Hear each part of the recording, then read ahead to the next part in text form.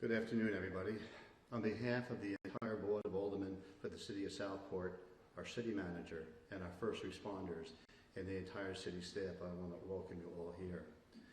I want to introduce as well the gentlemen who are going to speak behind me. First is Brian Chisholm, who we all know is the Brunswick County Sheriff and our law enforcement partner, and we could not have done this whole project together without his help.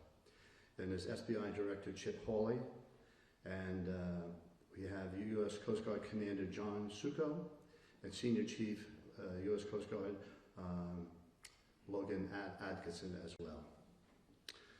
We appreciate Governor Josh Stein visiting us at this difficult time, and we thank you for being here. As we struggle with the various human emotions that come upon us during moments of violence and evil, we must look to the future and not let this event define us. We are a closely knit community who over time will again come together to enjoy our surroundings and each other. I want to remind everyone with a short story of who we are. Just 48 hours earlier, I was in that very bar, and I was talking to a manager from a local jurisdiction, and we were going over success stories that both jurisdictions had. And as I was exiting that establishment, two gentlemen who I've never met before were walking behind me. And as we got to the door, those who have been to American Fish realized there's a doorman there. He had collected some tips. And the tips were sitting on a wooden shelf right there in full view of everybody with a glass on top of it. And the doorman had left to go do something else. And I turned to the gentleman and I said, "You know how you can tell that you're in Southport?" And they said, "No." I said, "Because as we can see, that money is sitting there in full view. And that money will still be there no matter how many people walk by that money when he comes back to work, back to his station here." And they both agreed that we live in an idyllic surrounding, which has now been broken 48 hours later. We all need to strive to retrieve that way of life, which I'm very confident we can as a city. Now let me turn this over to Sheriff Chisholm.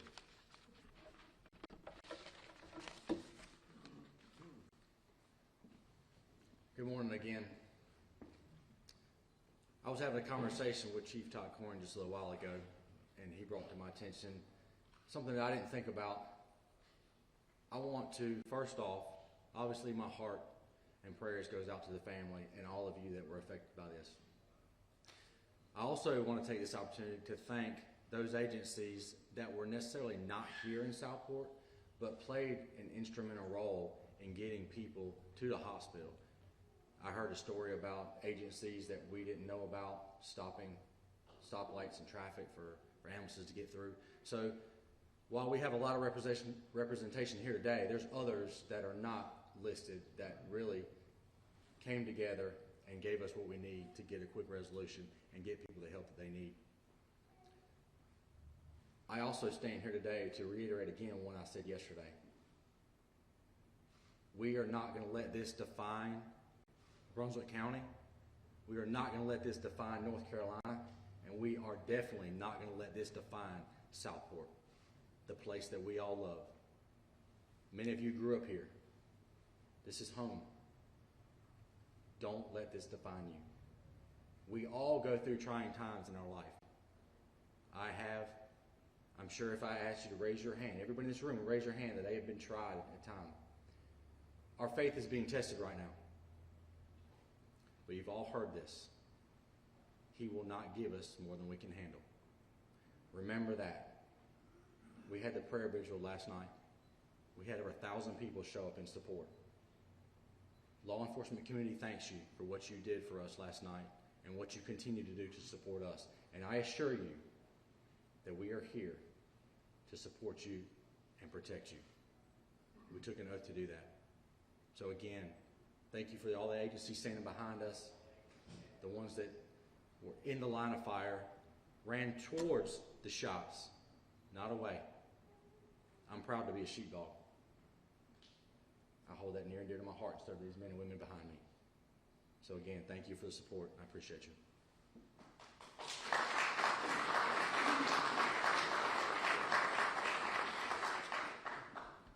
Director Chip Hawley, State Bureau of Investigation. We had over 20 agents respond.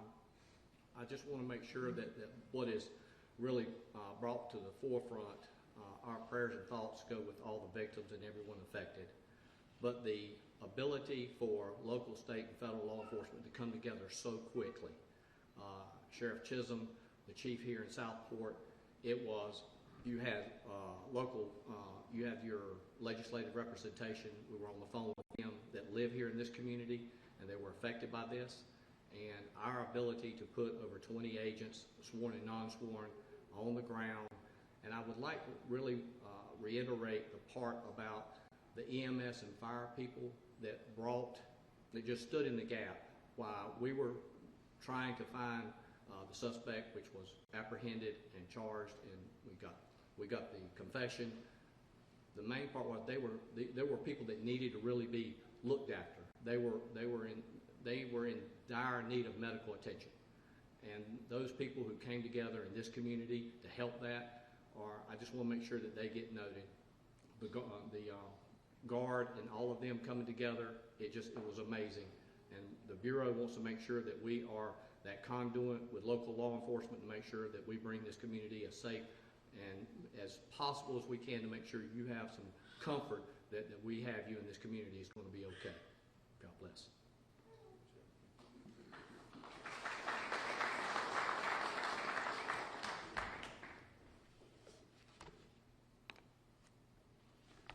Good afternoon.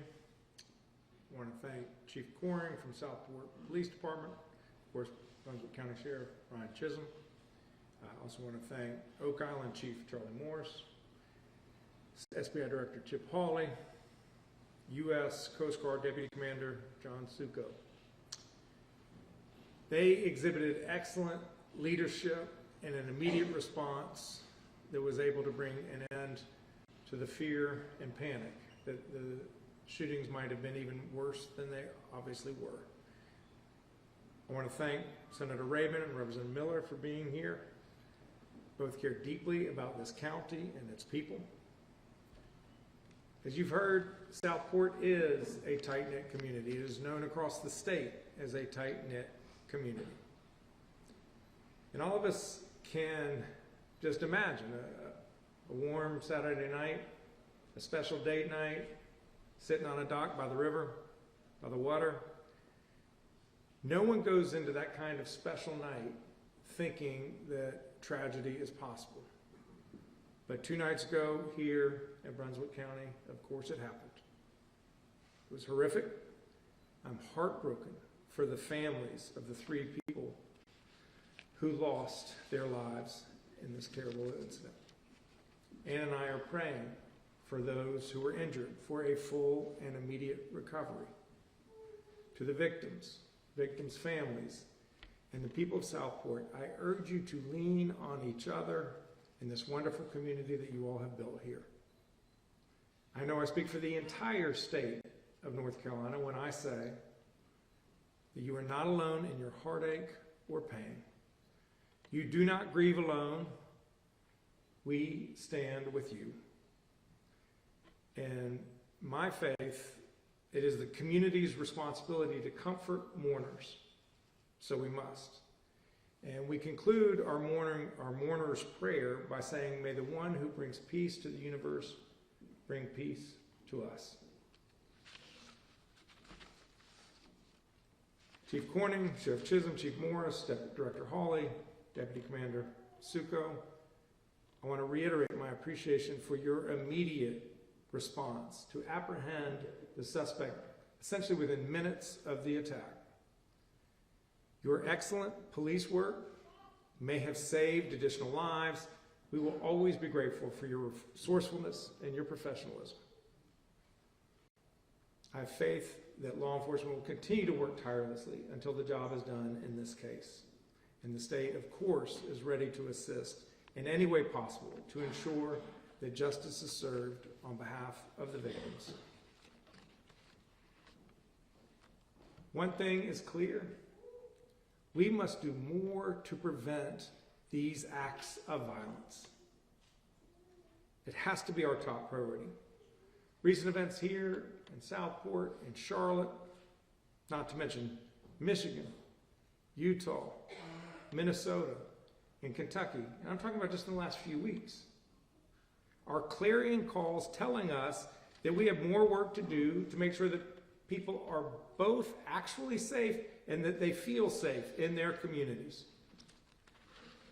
We must fix our broken mental health care system. We know that the vast majority of folks with mental health challenges pose no risk to others, but some can. There are too many people in our communities with dangerous obsessions exhibiting threatening behavior who do pose risks. We have got to do better, and I will do everything that I can, and I will work with anyone and everyone who is serious about protecting the people of this state. Folks deserve to be and feel safe in their towns, whether they're enjoying a dinner or praying in church or coming home from work. We must do better to keep people safe. I want to transition and just say a word about the storm, since I'm here on the coast and we are still in a state of emergency. I'm grateful that we're joined by Public Safety Secretary Eddie Buffalo and Colonel Freddie Johnson with the Highway Patrol. We are encouraged that the recent forecasts have shown that the storm Imelda is being pushed further off our coast. But it does not mean that there will not be impacts from this storm felt on land or that we should not be prepared. The combined impact of the two storms, Umberto and Imelda, may cause isolated flash flooding, coastal flooding, ocean overwash, wind gusts, and dangerous rip currents throughout much of this week. The storm will likely linger, and hazardous conditions on the coast may continue throughout the end of the week. So if you're visiting the beaches, please stay out of the water this week. And folks in the east, just be aware that flash flooding may happen in your community. On Saturday, I declared a state of emergency across North Carolina to facilitate our emergency response and to make sure that the assets of the state, the assets at our state's disposal are available to assist any communities with their response needs. The state of the emergency covered the whole state, enabled us to send critical resources from across North Carolina to pre-position them here on the coast. We activated our state emergency response team, which is a consortium of the Department of Public Safety, Department of Transportation, North Carolina National Guard, State Highway Patrol, and our local partners. Thankfully, the change in Imelda's forecast track, we hope that these resources are not needed, but they remain ready and available if they are. We always seek to prepare for the worst. At the same time, we hope for the best. Last Saturday's one-year milestone of Hurricane Helene reminds us of the importance of being prepared. Anna and I, our First Lady and I, spent the weekend with our neighbors in Western North Carolina.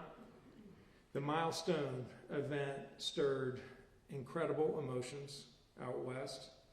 Folks were mourning all that was lost, 108 lives lost in the storm. At the same time, they were celebrating the remarkable progress that they've made, and they are sober in their recognition about the vast amount of work that remains ahead of them. While this weather system is not looking nearly as catastrophic as Helene, thank gosh, know that we're preparing early and knowing that preparing early and following emergency guidance can save lives. My last thought is that in times like this, whether it's in the wake of a natural disaster or a horrific tragedy as experienced here Saturday night, it is more critical than ever that we look out for each other. So I encourage you to reach out to your friends, reach out to your family, reach out to your neighbors. Make sure they're okay. Make sure that they have what they need. And we at the state are committed to doing likewise. Thank you. Happy to take questions, and you can address them to any of the speakers. Yes, sir. Stein, Scott O'Hare with CBS News here. Can you speak to the specifics in terms of increasing safety and increasing those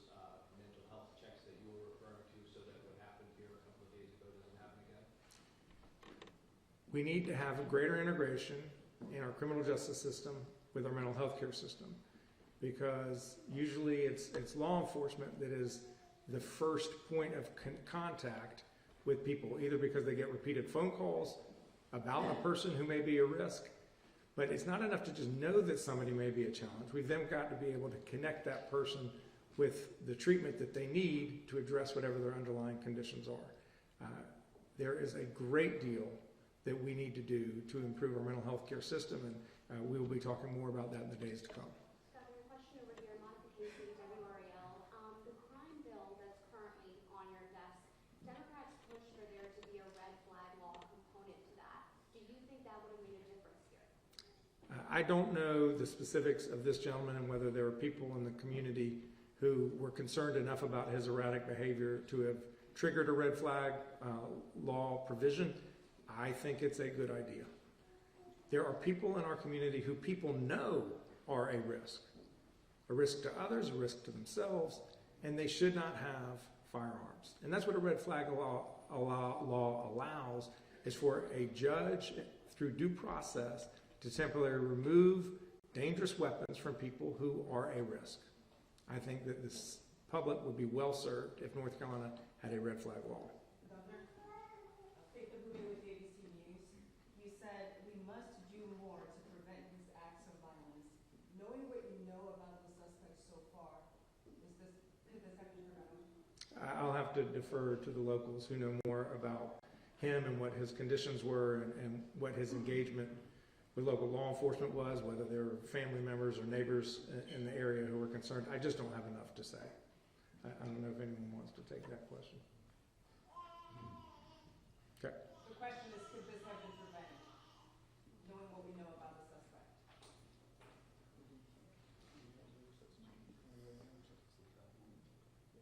At this point, it's premature. Yes. In Lindsay Burke with WBCT News, what are the tangible actions you guys are taking today following this incident on Saturday? We're doing a systematic analysis of our mental health care system and what is needed in order to enhance it so that we have the resources to respond to people's needs. There are too many people who are profoundly troubled, who are obsessed, whose paranoia gets stoked by what they read on the internet every day, and we've got to figure out ways so that those folks don't pose risks to the community. We'll take one last question. Do we expect any new details about the victims today?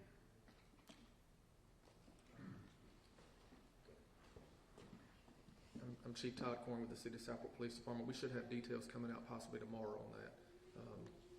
They're still hospitalized. We're still getting information. We're trying to allow the family some time, but we should have another media release coming out tomorrow with additional details.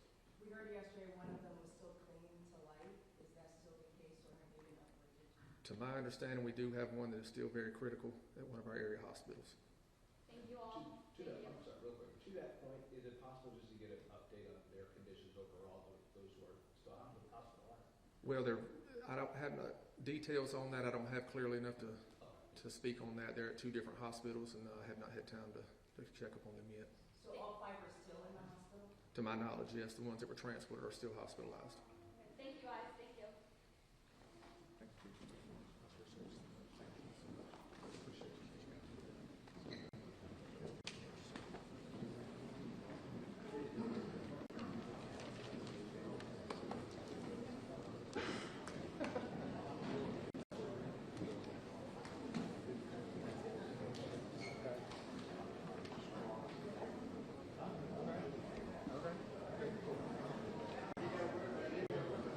Governor, side question. Are you serious about what you're doing? I'm going. I got something.